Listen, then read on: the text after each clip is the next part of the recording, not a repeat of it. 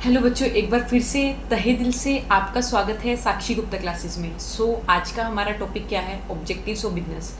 कल की जो और परसों की जो क्लास थी, हमने डिस्कस करा था कि आपकी इकोनॉमिक एक्टिविटीज़ क्या होती हैं, नॉन इकोनॉमिक एक्टिविटीज़ क्या होती हैं। उसके बाद हमने बिजनेस पढ़ लिया था, कल प्रोफेशन पढ़ लिया था और एम्प्लॉयमेंट पढ़ लिया था। अब इस चैप्टर का एक छोटा सा टॉपिक रहता है, वो है हमारा ऑब्जेक्टिव्स ऑफ बिजनेस। तो आज इसको हम पढ़ते चलेंगे, ऑब्जेक्टिव्स ऑफ बिजनेस हमारे होते क्या हैं, तो उसको कवर करेंगे। ऑब्जेक्टिव्स ऑफ बिजनेस में सब तीन टाइप के आपके ऑब्जेक्टिव होते हैं। एक तो आपके होते हैं ऑर्गेनाइजेशनल ऑब्जेक्टिव,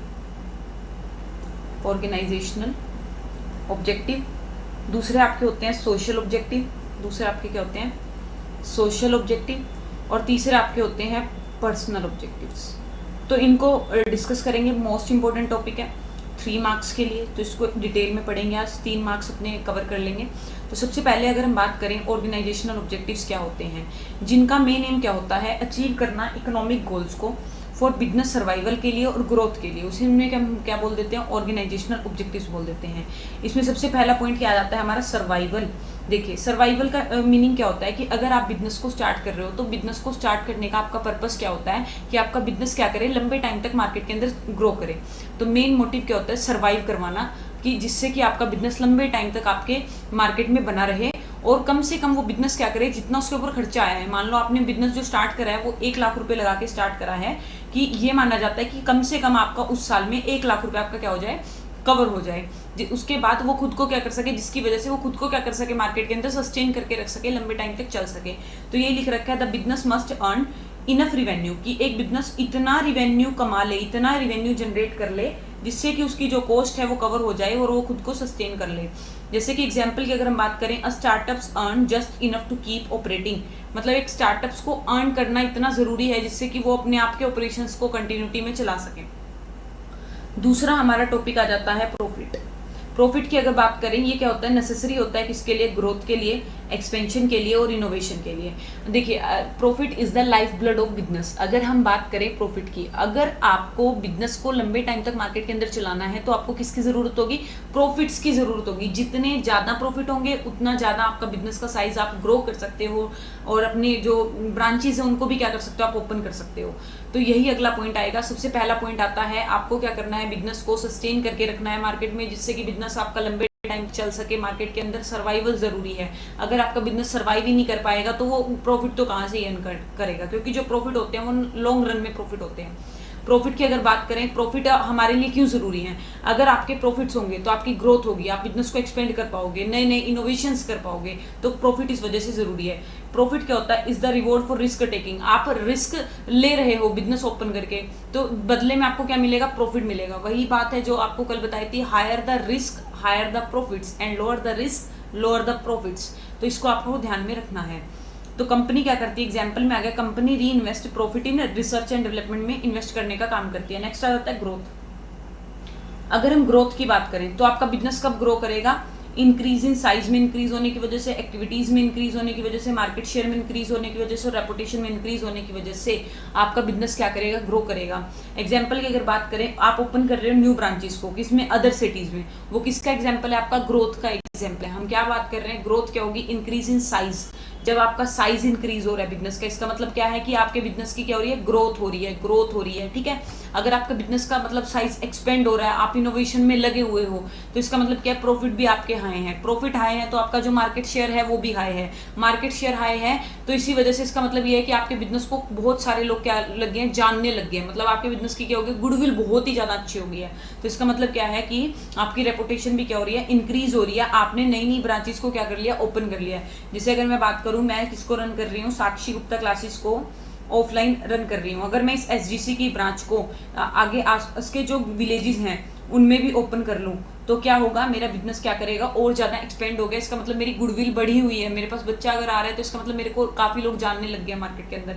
तो पहला पॉइंट आपने क्या पढ़ा, ऑर्गेनाइजेशनल ऑब्जेक्टिव। इसका मेन एम क्या होता है, इकोनॉमिक गोल्स होते हैं अचीव करना फॉर बिजनेस सर्वाइवल के लिए और ग्रोथ के लिए। सबसे पहला पॉइंट आ जाता है सर्वाइवल, कि बिजनेस का लंबे टाइम तक मार्केट के अंदर सर्वाइव करना जरूरी है। अगर सर्वाइव करेगा तभी वो क्या करेगा, प्रॉफिट जनरेट करेगा, और अगर प्रॉफिट होंगे तो बिजनेस की क्या होगी, ग्रोथ होगी। तो आपको ये तीनों क्लियर हो गए होंगे पॉइंट। ऑर्गेनाइजेशनल ऑब्जेक्टिव्स में हमने 3 पॉइंट पढ़े। आपने पढ़ा सर्वाइवल, सेकंड पढ़ा आपने ग्रोथ, तीसरा आपने क्या पढ़ा है, ग्रोथ। सेकंड आ जाता है हमारा सोशल ऑब्जेक्टिव्स। क्या आ जाता है आपका सोशल ऑब्जेक्टिव्स क्या होते हैं? Provide benefit to society, society को जो बेनिफिट्स आप प्रोवाइड करवा रहे हो वो किसके एग्जाम्पल है? आपका सोशल ऑब्जेक्टिव्स का एग्जाम्पल है। अगर हम इसमें बात करें सोसाइटी को कैसे बेनिफिट होगा, अगर आप सोसाइटी के जो लोग हैं, मान लो लोग हैं, लोगों को आप क्वालिटी गुड्स प्रोवाइड करवा रहे हो, क्वालिटी गुड्स प्रोवाइड करवा रहे हो, किस पे करवा रहे हो?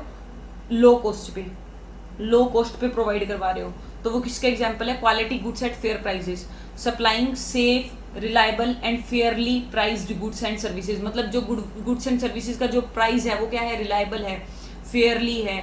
और अगर हम बात करें प्राइसेस की, प्राइस क्या आपका फेयर है, कॉस्ट उसकी कम आ रही है, ठीक है। रिलायबल क्यों है आपका प्रोडक्ट? की आपका क्वालिटी वाइज रिलायबल है प्रोडक्ट, ठीक है, सेफ है आपका प्रोडक्ट। जिसमें अगर आप एग्जांपल की बात करो, सेल कर रहे हो आप ISI BSI सर्टिफाइड प्रोडक्ट्स को, अगर आप क्या कर रहे हो? सेल कर रहे हो, ठीक है। अगला आ जाता है हमारा एम्प्लॉयमेंट जनरेशन। एम्प्लॉयमेंट जनरेशन का मतलब क्या होता है? सोसाइटी के वेलफेयर के लिए काम करना, कि आपने कोई भी बिजनेस ओपन करा है, आप क्या कर रहे हो? आगे लोगों को जॉब दे रहे हो अपने बिजनेस में। इसका मतलब जो लोग बेरोजगार थे, अनएम्प्लॉयड थे, उनको एम्प्लॉयमेंट प्रोवाइड करवा रहे हो। तो एम्प्लॉयमेंट जनरेशन में वही आएगा कि providing jobs to reduce unemployment को रिड्यूस करने के लिए आप क्या कर रहे हो? जॉब्स प्रोवाइड करवा रहे हो। एग्जांपल में आ जाएगा hiring local people in factory. अगर आपने कोई फैक्ट्री ओपन करी है तो उसके अंदर आप लोकल पीपल्स को क्या कर रहे हो? इन्वेस्ट कर रहे हो, हायर कर रहे हो। नेक्स्ट आ जाता है थर्ड हमारा fair return to investor. Investors को फेयर रिटर्न प्रोवाइड करवाना। Providing a reasonable dividend to share holder.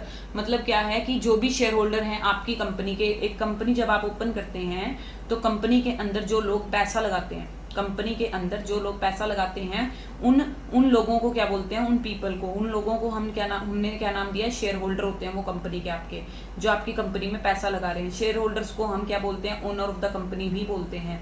ये आप डिटेल में पढ़ोगे जब आपको मैं कंपनी पढ़ाऊंगी। तो इसमें क्या आ जाता है? Providing a reasonable dividend provide करवाना, किसको? शेयर होल्डर्स को। डिस्ट्रीब्यूट करना a part of profit as dividend, मतलब और उनको डिविडेंड क्या होता है? डिविडेंड क्या होता है? प्रॉफिट में से डिवाइड करा जाता है। मान लो इस कंपनी को काफी सारे ढेर सारे प्रॉफिट्स होते हैं तो एक इंटरेस्ट प्रोवाइड करवाया जाता है, तो इंटरेस्ट प्रोवाइड करवाया जाता है शेयर होल्डर को। उस इंटरेस्ट का नाम क्या होता है? डिविडेंड। बस वही चीज है, उसका नाम बदल दिया, डिविडेंड बोलते हैं इसको।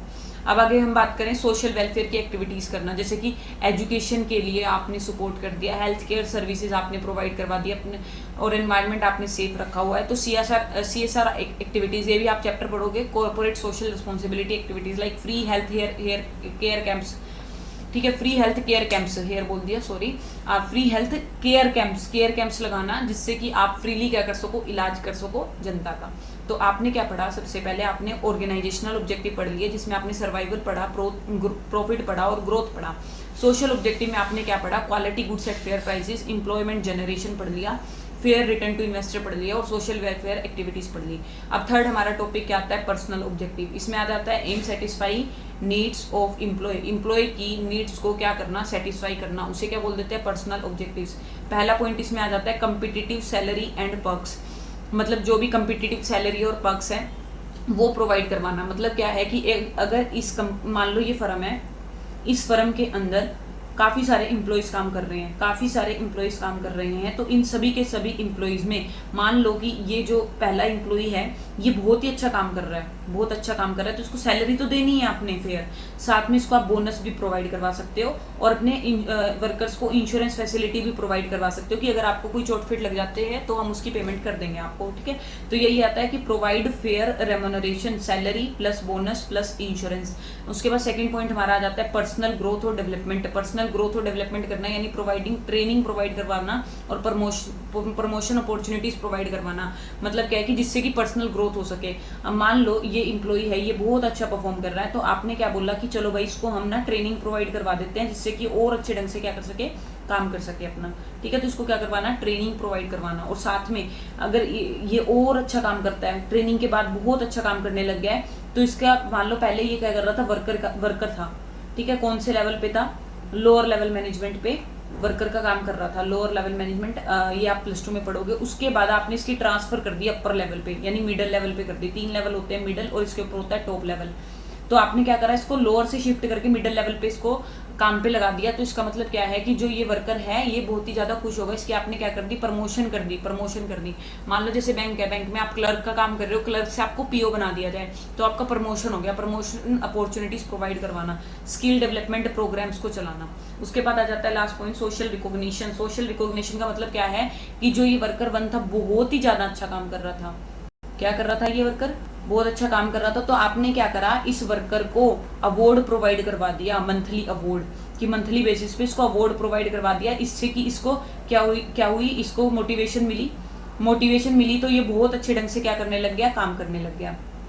अब आपको करना क्या है, ये हमारा यहाँ पे टॉपिक होता है complete. Thank you very much, आप सपोर्ट कर रहे हो, हमारे सब्सक्राइबर इंक्रीज हो रहे हैं। आपको बस यही काम करना है, लाइक करना है, शेयर करना है और हमारे चैनल को सब्सक्राइब करना मत भूलिएगा, बिकॉज शेयरिंग इज केयरिंग। और एक और बात, मेरे सब्सक्राइबर 518 हो गए हैं। मेरी आपसे रिक्वेस्ट है, प्लीज़ इनको 1000 करवा दीजिए, इससे मेरा चैनल क्या हो जाएगा, मोनेटाइज हो जाएगा। Thank you very much. और फिर हम इसको 1000 को अपने सेलिब्रेट करेंगे अच्छे से, और ऐसे ही बने रहिए हमारे साथ। Thank you very much. अगर कोई भी दिक्कत है, कोई भी परेशानी है बच्चों, तो कमेंट बॉक्स में ज़रूर से बताइएगा। हम नेक्स्ट टॉपिक पे भी वीडियो, उस टॉपिक पे अलग से वीडियो बना देंगे अगर आपको दिक्कत आ रही है।